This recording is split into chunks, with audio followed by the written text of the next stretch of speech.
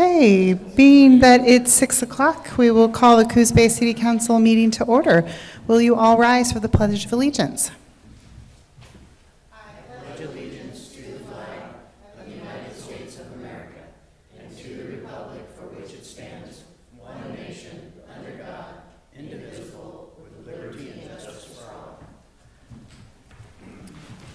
As you can see, Mayor Benetti is not with us, will not be joining us this evening. We do have Councilor Stevens online, and with that said, we'll go, and I think, Councilor Cribbins will be joining us shortly.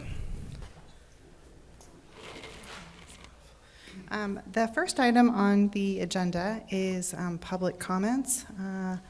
And the first person that we have wishing to speak this evening is Tom Leahy. Tom, I'm going to go ahead and read our public comment statement. So the public comment period is intended for the public to share ideas and concerns. It is not intended for an interactive discussion with council.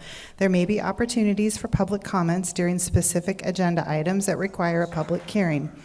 Members of the public are requested to confine their remarks to questions or issues under discussion during this time.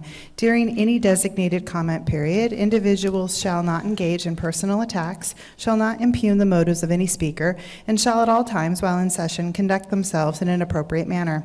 No person shall make personal, impertinent, slanderous or unauthorized remarks or become boisterous while addressing the council.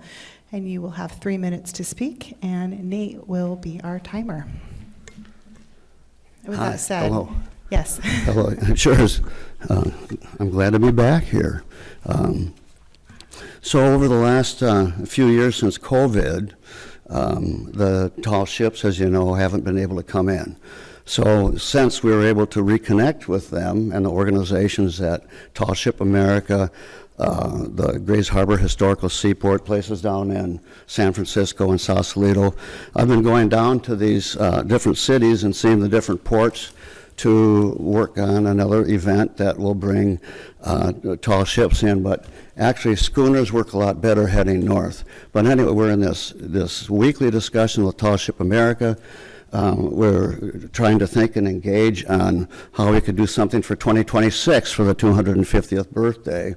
And the Eagle's coming up to the West Coast, and it's something that doesn't happen if you just say ready, about, heartily to get all things done. I mean, you're doing a lot of tax to make all this kind of fall together. And I mentioned, I don't know when I came to you folks to mention that we need to get ready for the 150th. You know, it's coming. And lo and behold, something fell into my hands. It's being passed around, and I need 2 back. Because that's what it is. Yeah. So they're 1 ounce pure silver, 0.999, and they were hand struck for the last centennial in 1974. And there used to be a building called the Golden Storehouse.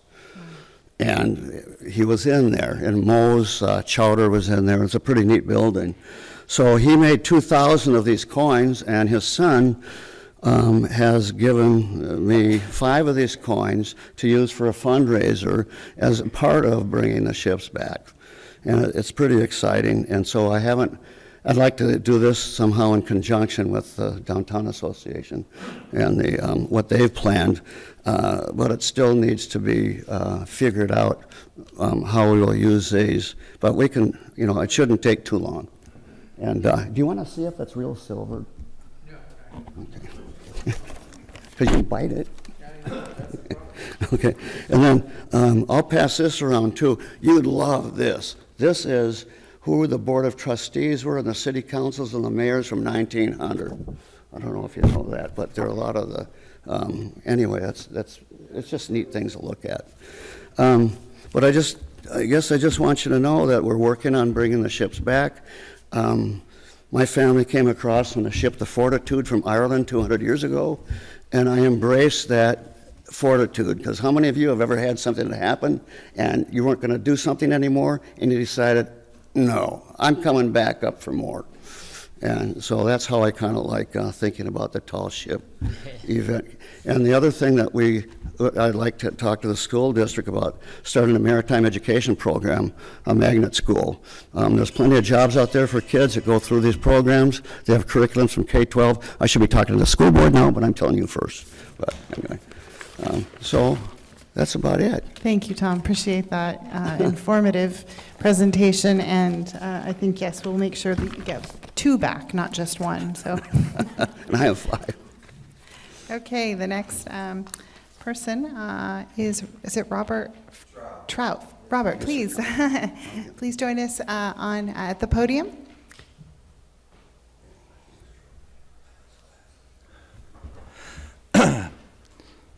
American leadership.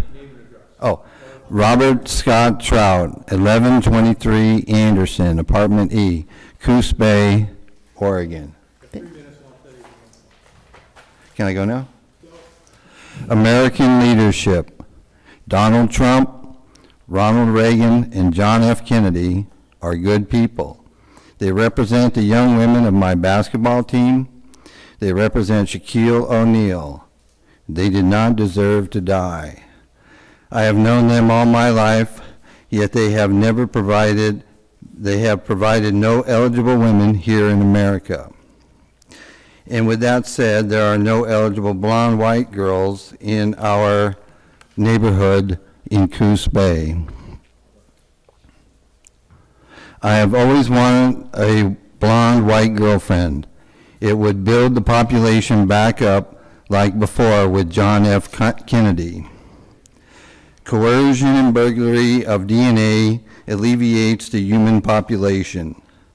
Our leadership in government pays the price for these crimes.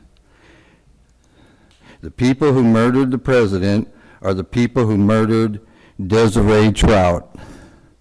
She is a missing persons. I hereby advocate the sentence of death for her. Thank you. That's it. Thank you for your comments. You're welcome. The next person wishing to speak is Dean Lundy. Will you please come up to the podium and state your name and where you're from? And as you know, you have 3 minutes. I'm sorry? I said, would you state your name and where you live, and then you'll have 3 minutes to speak. Thank you. Dean Lundy, Empire, Coos Bay. I'm here with some great news. As Nicole Rutherford said, we don't give up. I'm working on the Connect the Boardwalk big idea that they started in 2012. I'm here to give a report, and it won't cost the city any money, I don't think. We had last Thursday, we had the head Chubba Bubba from ODOT, met 4 of us, Dawn Blowers, myself, Eric Clough, and George Shaw at the Front Street Community Bike Works. And we discussed slowing down 101. Mike wasn't there.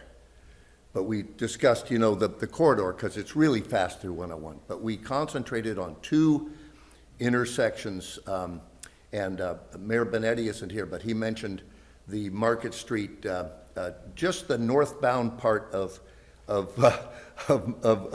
Market crossing northbound 101. We sat there and we saw it, and the guy from ODOT said, "Oh yeah, this is tough," because you wait there and you get a really nice pause because the traffic is stopped by a light. But during that pause, the people making a left run you over because they're looking to the right. They get the pause and they run you over. Anyway, so we stopped there, and he got that. Then we met at the Teakwood, where we've approved 3 fast food restaurants and all the new plaza there at Teakwood. We sat there and he goes, "Oh yeah, this is wicked." Anyway, so he's going to work with us and try to reconfigure some stripes and stuff. I've been doing a lot of study on this, and the book I'm reading now is Killed by a Traffic Engineer. Last week it was Happy City, but it turns out it's really a boring thing. But it turns out that half the traffic fatalities involve pedestrians. So that's all I've gotten out of weathering through this whole thing. But anyway, it's good news.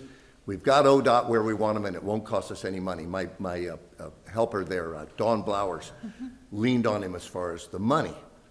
He said, well, we'll pay 80%, you pay 20%. But at the end, she leaned on him enough. He said, well, we can absorb the 20%. So anyway, that's what we're working on, is reconfiguring, slowing down the traffic through town, because, you know, why speed through town? It's beautiful. Anyway, thank you very much. Dean, appreciate the update, and thank you for your passion on this project. I really appreciate it. Thanks. The next, Mike, please join us at the podium. I feel like it's old home week every time you and Dean are here.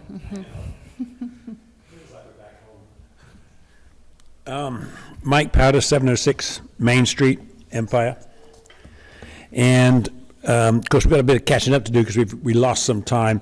But my first thing is I got involved in, recently the council rescinded 21-01, and that made it harder for people. You know, it's individuals building a house. All of a sudden, they buy a piece of property, want to build a house, and they're told they got to put in a freeway or something. You know, with sidewalks and storm drains and everything. Well, storm drains are, I'm never a believer in storm drains because that takes all the stuff off the hill, all the cigarette butts, all the fuels, everything, and puts it into the bay. We got a gravel road there, and it just soaks in. It's worked for 20-something years. It's perfect. Anyway, I put a little note on my comments, and I sent it to each of the. You should have each got a copy on that, and it gives a little diagram. This is one of those things where you have to come out to see it, because we've got this little area in there, and that was delayed until September 24th.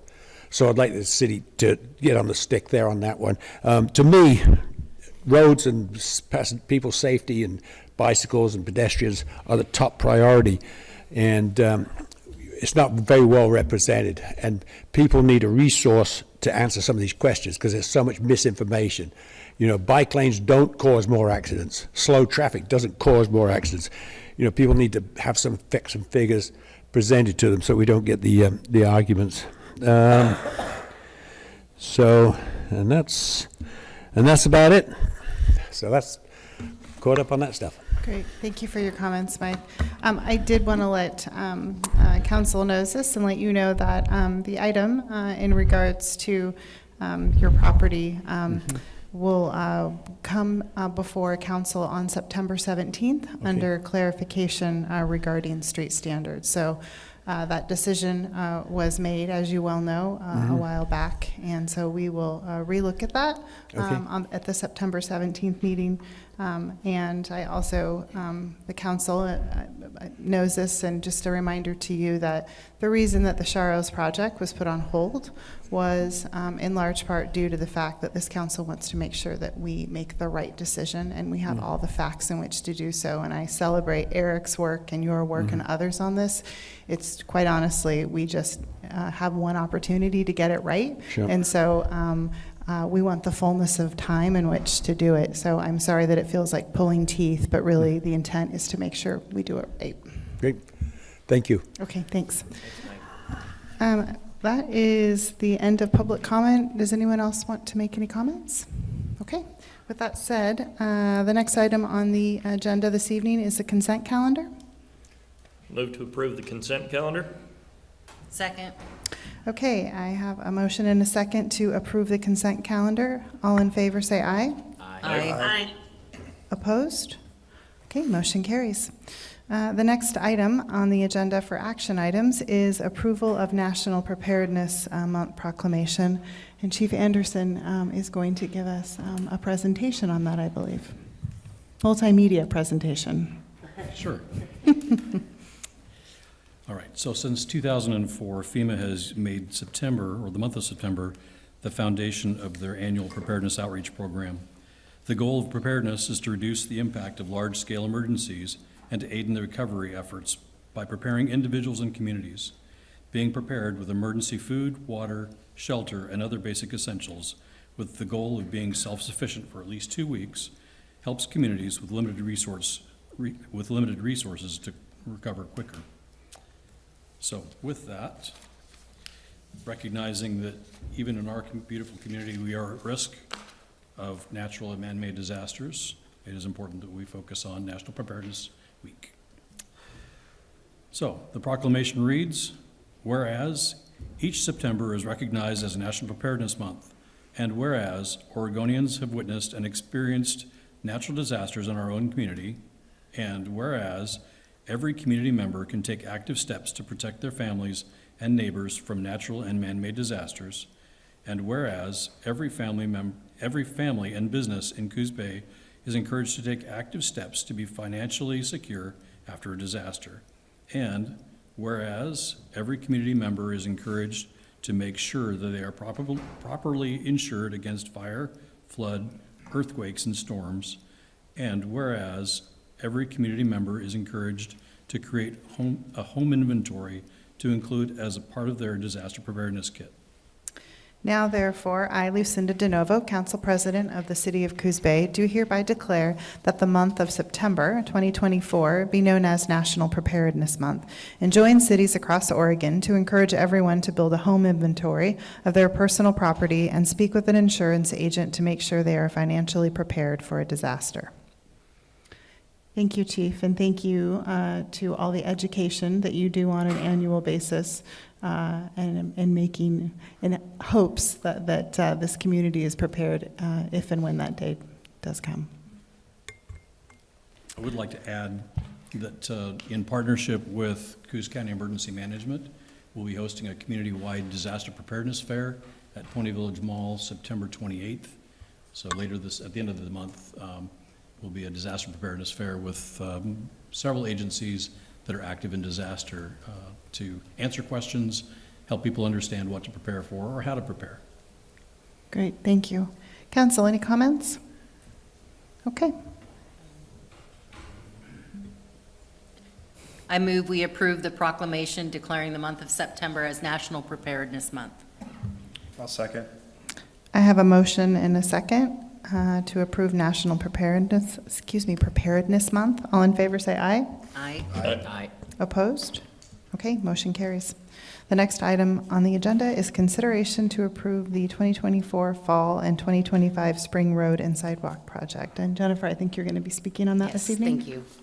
So as part of the continued efforts by council to improve city streets and enhance the drivability and safety for the constituents of the community, staff continually identifies streets and sidewalks that need repair.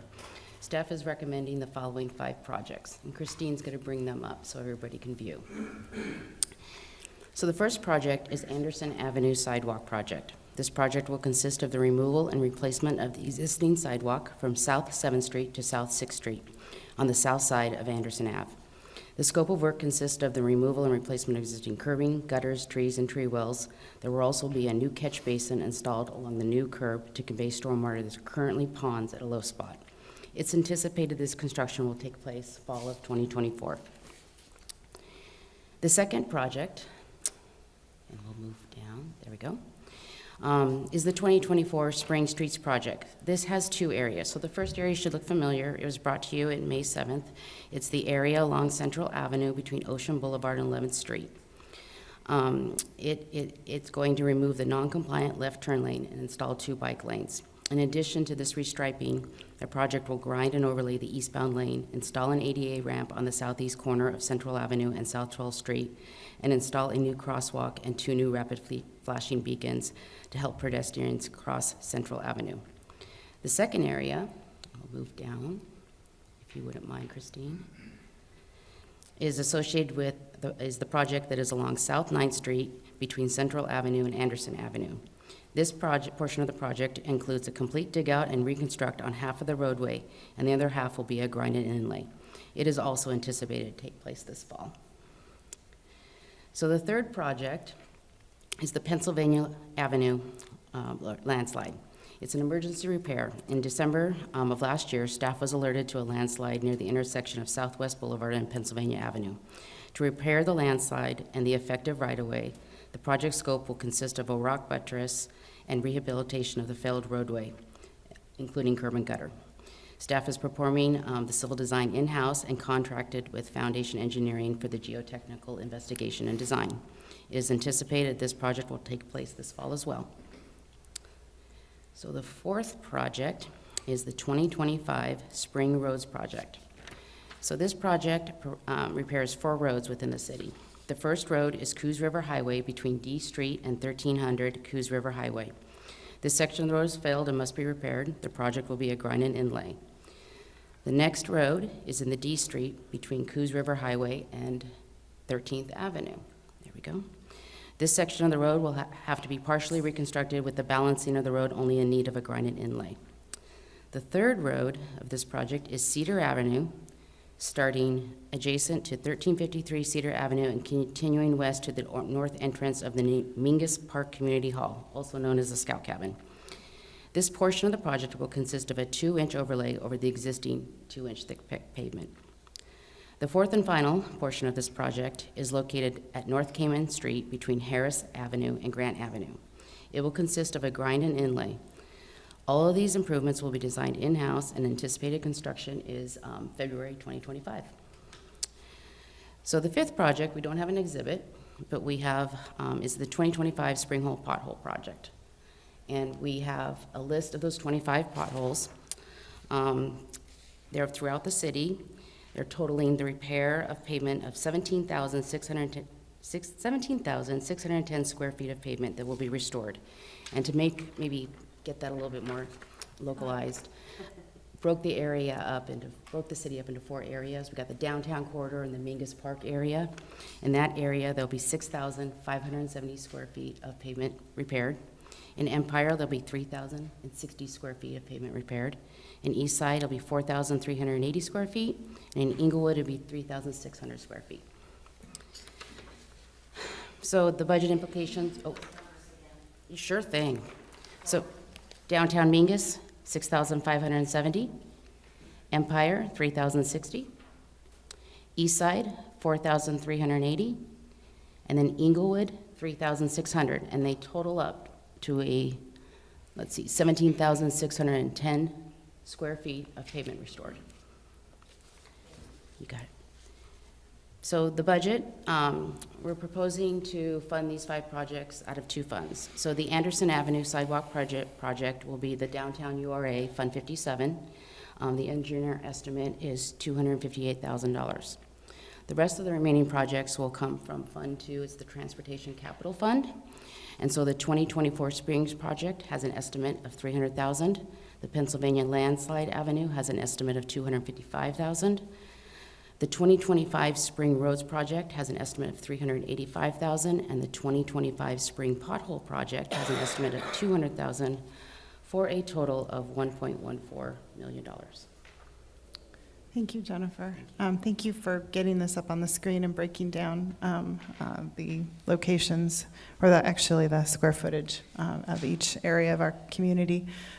Just one question for me, the Spring Pothole project, wouldn't that be our TUF funds that we would be using for that? I see that it's the Capital 2 Improvement, STBG. TUF funds are now lodged in Fund 2. Okay, that's that change. Okay, great. But you're correct. Thank you. Okay. Any other questions from council? I have a few questions on, let's see, number 2, the Spring Streets. And I believe that's the project on Central between 11th and Ocean Boulevard. That's correct, the 2024 Spring Street project. Did we get any information on how many people are making a left-hand turn onto 12th Street off of Central from that right-hand side if you're headed down the hill? We did not, but we can. If I missed that, I apologize. I'm just worried. Also, there's a rapid flashing light, I believe, that's going in at that intersection. But That's what's being. there's no sidewalk up the hill there, only a bike lane. That means if people want to get up the hill, and I believe there's one on the upper side of that guardrail already. Is that being removed? It's not. The reason why that was proposed at that location there at Central and 12th, because that's where the 2 lanes going eastbound merge into 1. And they're proposing a new crosswalk there with this project, and they thought rapid flashing beacons would be appropriate just because of the difference in transition of the traffic. It was an engineer recommendation, but we can get you more information on that. I think I would like to see more information on that, because it seems like if you have people crossing at both of those at the same time, you're stopping traffic in a really short area. And people that are trying to access to get across the street have two intersections below that, the main one on 10th Street and another one at 11th. And there's only, I think, 7 to 10 houses on the other side, on that side of the street to get across from the main populated area. And I worry more about people turning left with no turn lane stopping traffic. Okay. I know it's not a standard turn lane there. So just was looking at more information. I understand that that does not have a bike lane there now, and we got to figure out a way to connect those two on either side of that thing. It's kind of a complicated little place, but it seems like we're tossing money for a rapid flashing light when we already have one on the uphill side that people could walk up to cross, and I've stopped for traffic there. So for or clarification- for pedestrian traffic. Huh? Because I know you know that every intersection is a legal crosswalk, and vehicles must yield to pedestrians, but, you know. So for clarification, are you proposing that maybe we investigate closing that intersection for a pedestrian crossing? It seems like it doesn't make sense to have two rapid flashing lights within that short distance. Okay. Because I don't know if it's even a full block. I don't know, it could be. So, Counselor Kilmer, it sounds like you're not prepared to approve this project because you'd like more information. Jennifer, could you provide more information to make repairs to the roads with the exception of Project 2 until more information is provided at the September 17th meeting? All in favor say aye. Aye. Opposed? Okay, motion carries. The next item on the agenda is council comments. Why don't we start with Councilor Farmer? All right. Breaking up the band. Folks probably know I'm running for commissioner. I'm going to resign ahead of November. Folks playing the home game may not know this, but in Coos Bay, there's not the wait until January. After you're elected, you're in right away. So there's only about 2 months remaining on my term. So in order to focus more on the campaign, I'm going to step aside, proposing an effective date of September 16th, allowing time for any boards and all that I need to step off of to transfer. Yeah. I don't like to use a lot of words if I don't have to. So, yeah. Serving on council has been an honor for my home. I'll still be available if anybody needs to call me if they have questions about anything I can help with. This is, it's been a good 8 years, and I think our section is the only ones remaining after 8 years, so I'm the first one to break it up. And just to encourage everybody, because over the course of this last year or two, we've seen a small number of the people within Coos Bay and more broadly Coos County come in a little angry about different things, a little hostile. And within even this cycle, there were some folks talking about how they were going to run 3 people of their group to overturn the council and 1 to run against the mayor and overturn everything. And folks may or may not know this, but the time to file has passed, and I haven't seen any of those names show up. Partly because many of them didn't even live in Coos Bay. So just to encourage folks that while we do get folks in here from time to time who are very loud, they clearly do not represent the majority.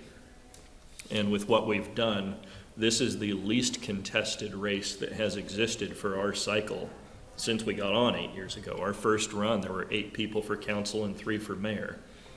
And it landed with us and Joe. And then 4 years ago, there were 6 that ran for council, and it was still us. This time there's only 4, and I think the other two were both requested since I was stepping off. They had to be encouraged to run. So clearly, we've been doing things right, and I look forward to seeing what everybody does moving forward. That's it.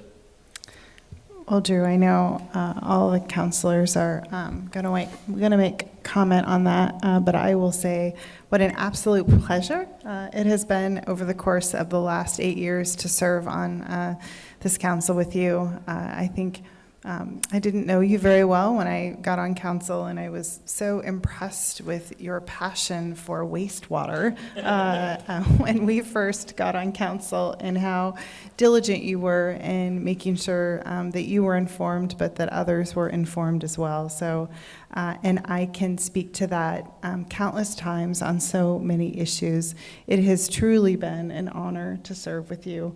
You have done so much for this community with the League of Oregon Cities, with your advocacy at the state level and at the federal level. It does not go unnoticed, and so I just want to take this moment to thank you. I wish you the very best at your county commissioner race, and you will be sorely missed on this council. And with that said, I will pass it over to Councilor Matthews. You kind of stole my thunder there. No, you did a wonderful job. Okay. I will have to just echo as much of that as I can.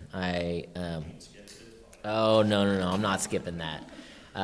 So you and I got on council at the same time, and I didn't really know you that well before then, and I am just so grateful that I've been able to serve with you and learn from you.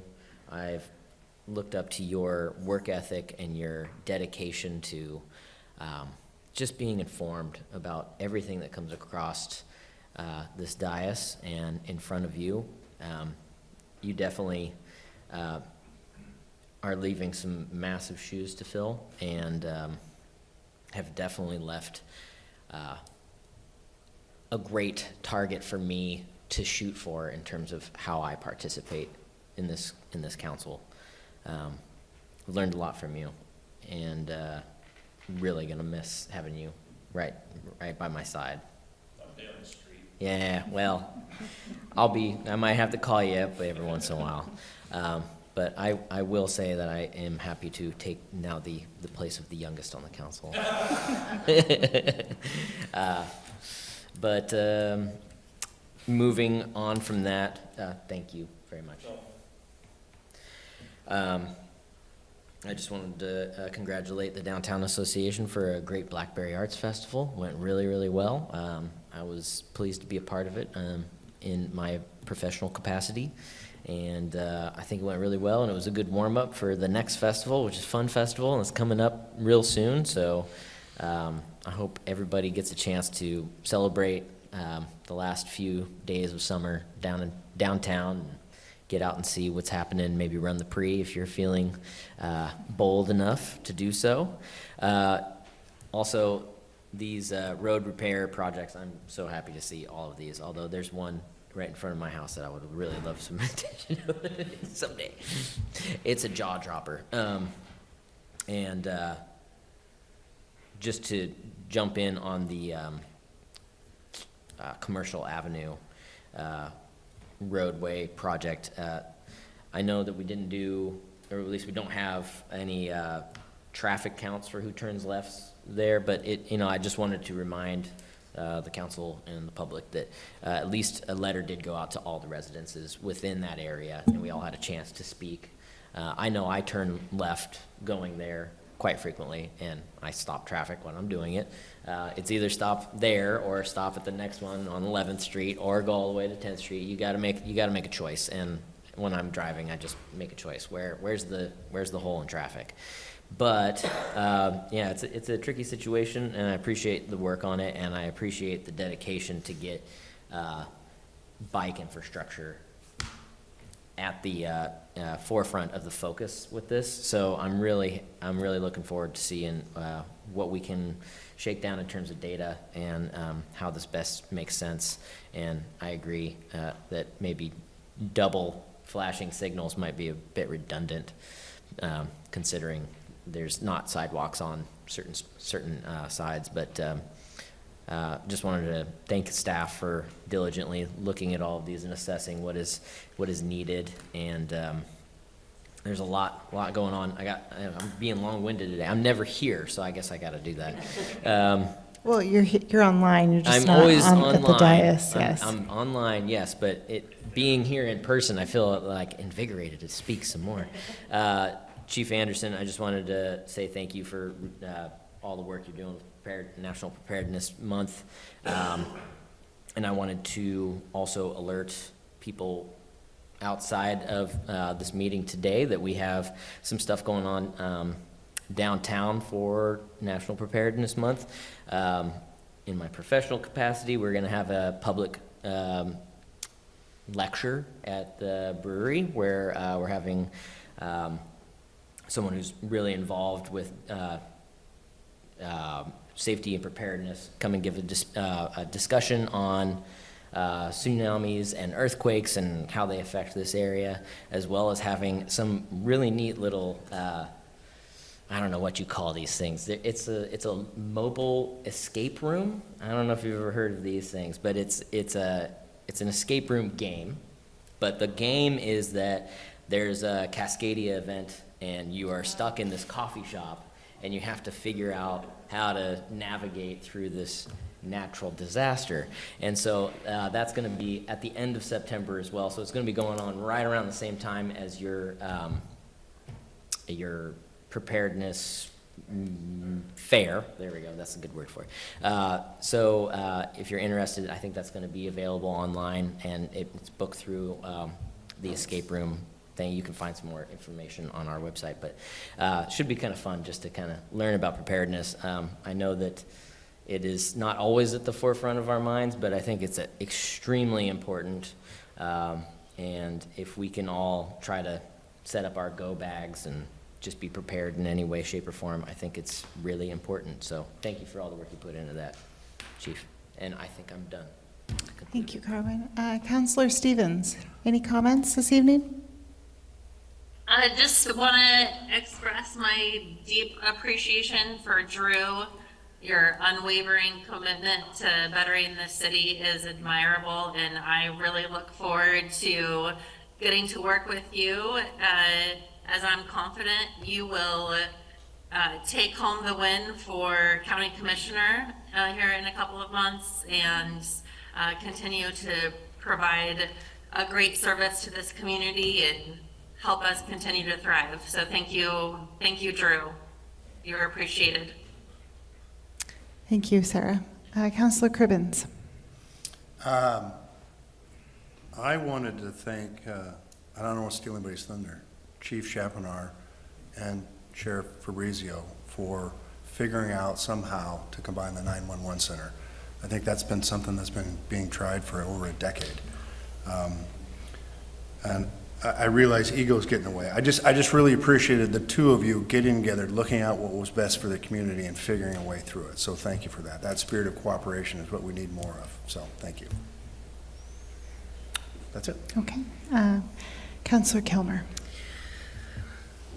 Yes, that is absolutely amazing. I think it's longer than a decade. I think my dad ran the ambulance service years ago, and when 911 went into service in this community, and I think it's a great effort that has been made, and again, to figure out what's best for the community.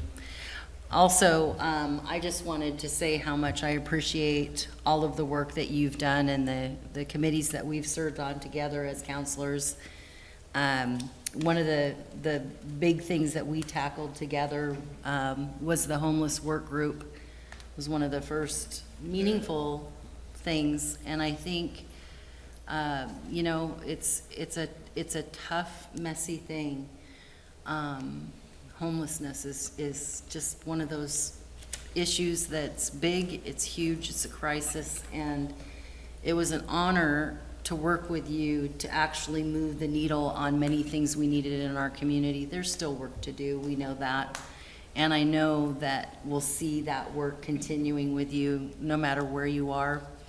And also just your level of commitment, Drew, to making sure that you had looked into every detail of everything, and then what could I do beyond what I do sitting up here.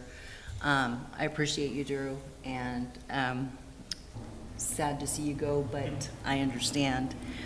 Also just wanted to mention a couple of other things. Again, you guys stole all my thunder. Fun Festival is coming up, and work is being done at the Downtown Association level.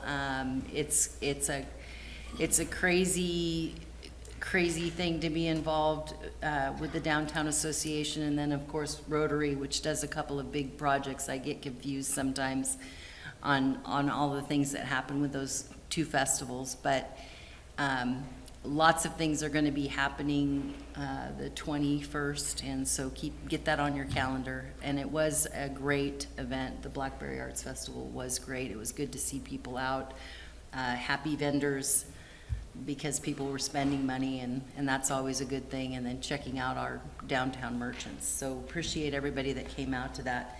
And something that's not in the city, but will be a benefit to the community as well, coming up on Thursday, the Rotary Club is hosting a picnic in the park at Airport Heights Park.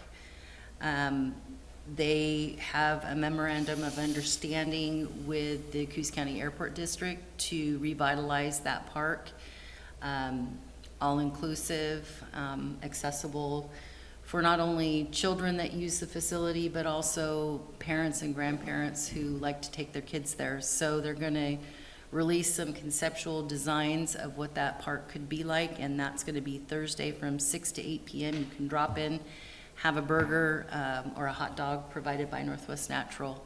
I hope you'll stop by and see some of that. Even though it's not in our city, we know, I talked to a couple of folks that were in the park the other day. They came down from Lakeside and brought their kids. You know, we're just all one big community here, and so that input that you provide is important. So appreciate our staff, appreciate our counselors that dedicate so much of their time for all these volunteer things that we do and make our community better. Thank you, Councilor Kilmer. Councilor Cribbins, thank you so much for reminding us all. I do remember Roger had big aspirations to get that done, and you're right. I think it is over almost a couple decades, that merger. So thank you for your work. One last comment for me on streets. We talked about the lower level of D Street being worked on. I've heard constituents talk a lot about the upper level of D Street with some big potholes. So Jennifer, is that just something you could research and get back to? How about I do that next council meeting on Perfect. the 17th? I love it. Okay. With that said, I will adjourn the meeting, and we'll see everyone back here on September 17th. Thank you.